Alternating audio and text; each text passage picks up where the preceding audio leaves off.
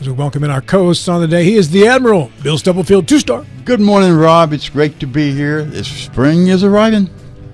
I saw that because the tulip bulbs, the leaves are starting to pop above the ground. Yeah, I think they're really daffodils at this time. Mine are they look tulips. the same. Yours is tulips. I've not planted any daffodils. Don't get in an argument with me to start the show, mine Bill. Is daffodils. The deer, no. The deer's going to raid your tulips, and my daffodils are going to look nice.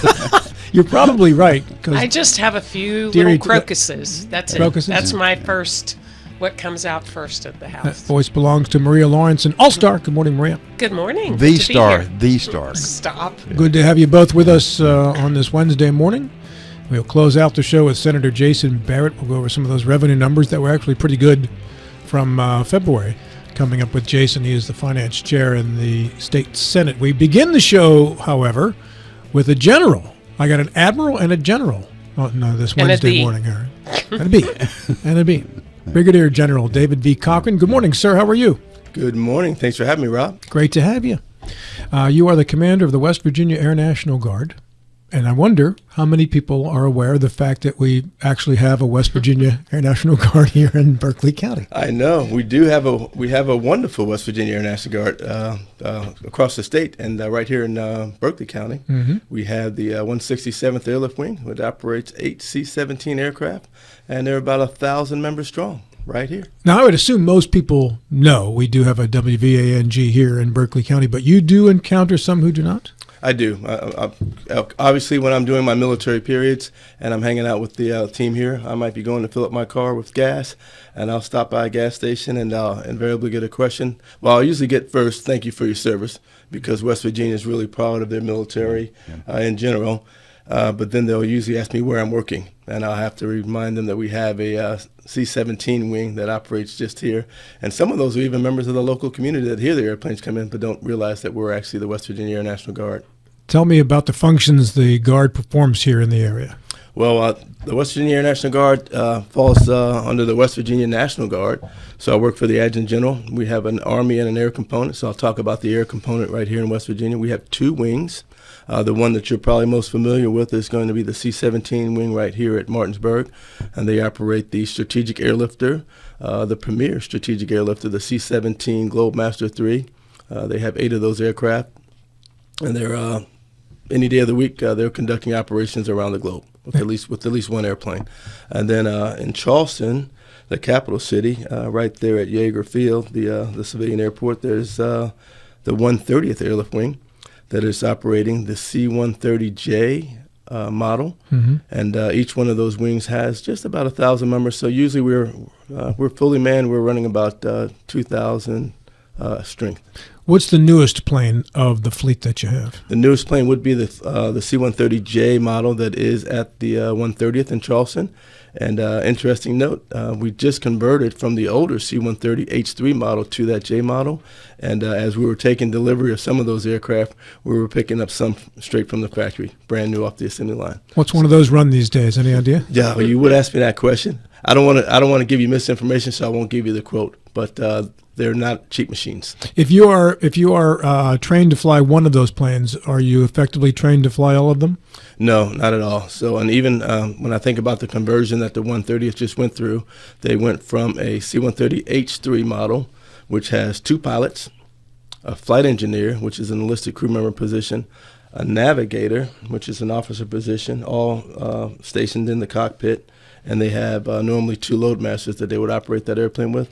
With the new version of the airplane, technology has advanced so much, and the J model's been out since the mid-'90s.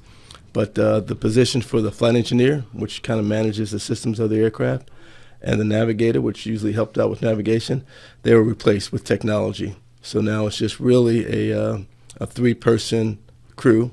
We normally run the airplane with a 4-person crew, 2 pilots and 2 loadmasters.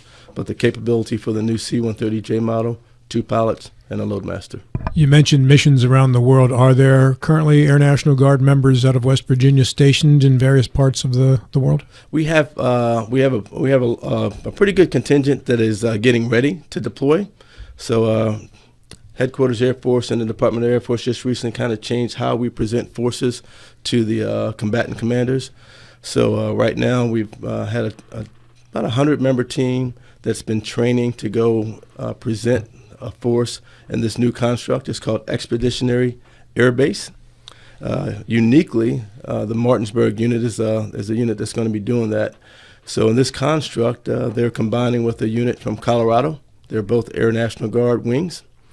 It's the first example where it's going to be an all Air National Guard led team that's going to deploy. So they're going to go over, they're going to be in charge of the base, they're going to be in charge of the support functions, and they're going to have their teammates that are going to be with them that are going to help run that base.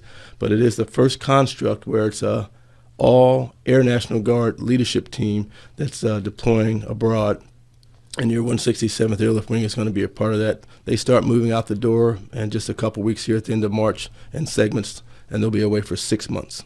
That's amazing. Now, you know Colorado because you're an Air Force Academy graduate. That is true.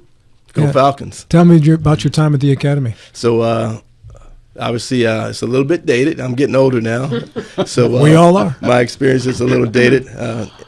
Side note, I did meet with a bunch of Civil Air Patrol cadets. They had a banquet just last night. And, of course, about 10% of our cadets that are in the Civil Air Patrol, roughly they end up at the Air Force Academy. So I was answering a lot of Air Force Academy questions just last night.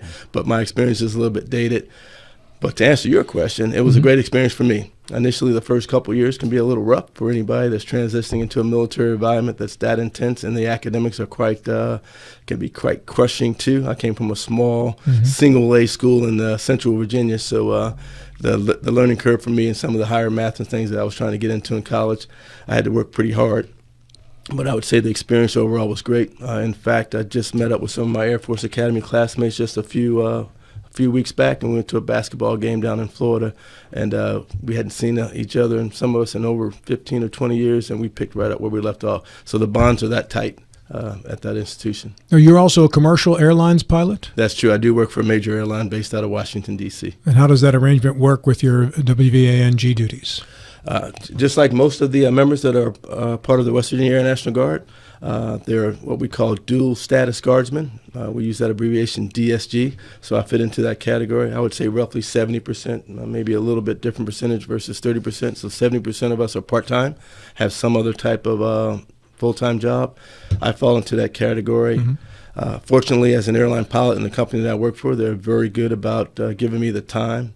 We use the phrase military leave from our civilian duty, so they're very accommodating when I do have to take my military leave from my major airline job to go in and put on the uniform and do my military duty.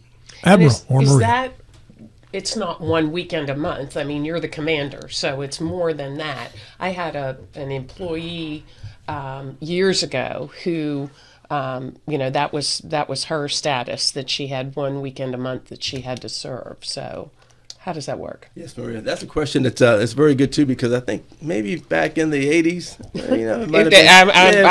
I'm telling my age now. With the Air Guard specifically, because our model is a little bit differently, because our air wings, we talked about the 130th and the 167th, they are ready to do their job 24/7, 365, and I'd stack my C-17 wing and my C-130J model wing against any other active duty wing, and they get taskings and they're ready to go right away. The training is all the same.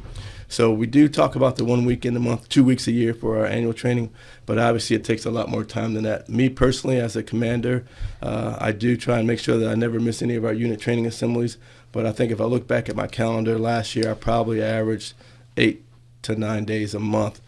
Some of that is even as a commander and helping out with some of the duties that the Adjutant General assigns me, might be going over to our A&G Readiness Center, which is located at Andrews Air Force Base, or maybe taking a meeting in the National Capital Region. So some of that is outside of the state of West Virginia, but normally when I am on duty, it's either going to be at the Martinsburg unit, but more specifically, I report to the headquarters in Charleston, West Virginia. Now, recently, West Virginia's become associated with some programs in Africa or in the Middle East. Would you describe what we're doing there, please?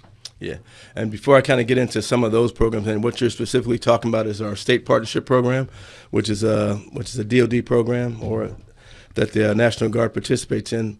But within West Virginia Air National Guard, we pride ourselves on being ready to do whatever the president or the governor or the nation needs or the state of West Virginia needs, but we also pride ourselves on our partnerships, whether they be local community partnerships, partnerships within our enterprise, within the National Guard system, but we also have partnerships that extend well beyond the borders too. So West Virginia, we consider ourselves a small state, but we have 3 international partners under the state partnership program. The most enduring partnership we have is actually with Peru and South America. So that partnership was started in the 1990s. More recently, we acquired a partnership, and we're cultivating and growing a partnership with Qatar in Southwest Asia. You know, Qatar, and we have a big base at Al Udeid headquartered in Doha. And then just this last year in November, we had a signing ceremony in the Western African country of Gabon, where we're now partnering with Gabon as a National Guard, and that's the state of West Virginia National Guard, both Army and Air components that are participating in these partnerships. And it's not just military to military, it's really an intergovernmental partnership, but we have a part of that. To do what? What do you hope to accomplish for these partnerships? The biggest reason that we have these partnerships is really for security cooperation. So as you know, partnerships are so important when you think about the international stage and how America has such a responsibility when it comes to just the global international politics. These state partnerships and our participation in them just allow us to have an additional nexus to a country. So we work closely with our military-to-military counterparts. In Peru, for example, we work with humanitarian aid, disaster relief. There's a nexus to defense support of civilian agencies, because we do a great job of that within the United States. So we're there for that. There's also opportunities to train together. In certain instances, we operate similar equipment. If I take our Qatar example, the Qatari Air Force operates the C-17 aircraft and the C-130J model. So there's an opportunity there to collaborate and to train together. I could go into a lot of detail. Yeah. I'll give you a couple of examples. So just this last month in January, we did have a pretty big visit to Doha that kind of accentuates the partnership that we have with Qatar. And within that partnership, we conducted a Best Warrior competition where Army, Air, our Peruvian partners, our Qataris, they all competed in a competition for Best Warrior. Mm. In combination with that, we executed key leader engagements, both on the Air and the Army side. And we also had a team that from the 130th that operates that C-130J model that was training, helping to train our Qatari counterparts with their NVG operations as they conduct operations with the C-130J. So a lot of collaboration that goes on there. The one, I think, unique aspect of the National Guard being one of the agencies that's involved with this partnership program is that as we have some of our younger airmen and soldiers that are involved with these relationships, what we've seen over time is that those officers and enlisted members, they grow together and they have a stronger bond and connection than they would with, say, an active duty counterpart that might be in for a couple-year tour and then they may not see them again. Our members continue to work together over years and they grow a pretty strong bond together. And that's we've seen that in Peru. Yeah. Let me shift to an operational aspect. We've used, you and we use C-130Js, C-17Js somewhat interchangeably. Few of us really recognize the operational distinction between these two planes. Would you discuss how you use them and what are the operational capabilities? Right. So the C-17, we often refer to that as our strategic airlifter. It does have some really capable combat and tactical aspects of it too. But the bigger picture, obviously the platforms are quite different in size. So the C-17, larger, more capable cargo carrier, more strategic with longer range, air refuelable, so in theory, unending range. The C-130, I think of that, and we consider that our tactical airlifter, so more inter-theater when we're talking about a combat deployed environment. So they're going to be doing more of the inter-theater, more direct, shorter hops in theater, whereas the C-17, more strategic. Sometimes they may be coming from the States to deliver things theater. but they both have a tactical capability, and we often use, and some of the commanders will argue this point too, that we often use our C-130 strategic airlifter more as a more capable, larger tactical aircraft, so it gets used in both ways. Both aircraft are airdrop capable. The 167th does not train to that capability, but the C-17 and the C-130 both are capable of delivering airborne troops into theater. They both have a capability to convert quickly to an aeromedical evacuation mission, and our teams execute those missions on a regular basis too. They train to that capability. So that would be the biggest distinction, just size and range.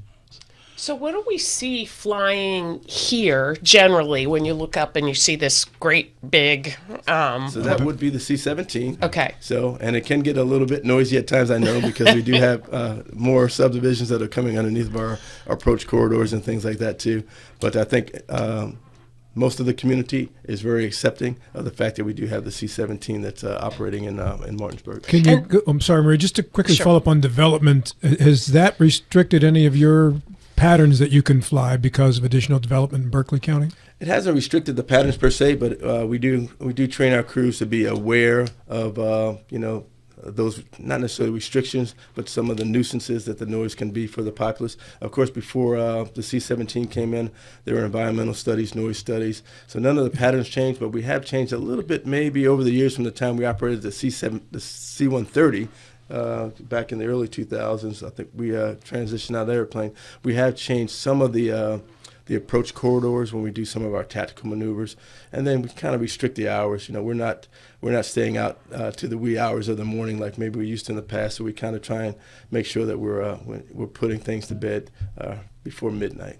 Go ahead, Maria. What are the speeds? Because the other thing is you look up and you think it's going like 5 miles an hour, but clearly it's a lot faster than that. I had the pleasure of being on a civilian trip, kind of a marketing piece, couple so years ago, and it's astounding to sit in one of the and then fly in one of those planes because you just have no idea because they look like they're poking along up in the air, but they're going how fast? It depends. So normally when you see our airplanes, they're taking off. So their speeds, depending on the weight, the speed can vary from maybe 120 knots, which is a little bit faster than the equivalent of miles per hour, to maybe 135 miles per hour. And then as we continue to fly away, we're accelerating to 250 knots in our normal climb pattern below 10,000 feet. And that's almost every jet aircraft or aircraft that's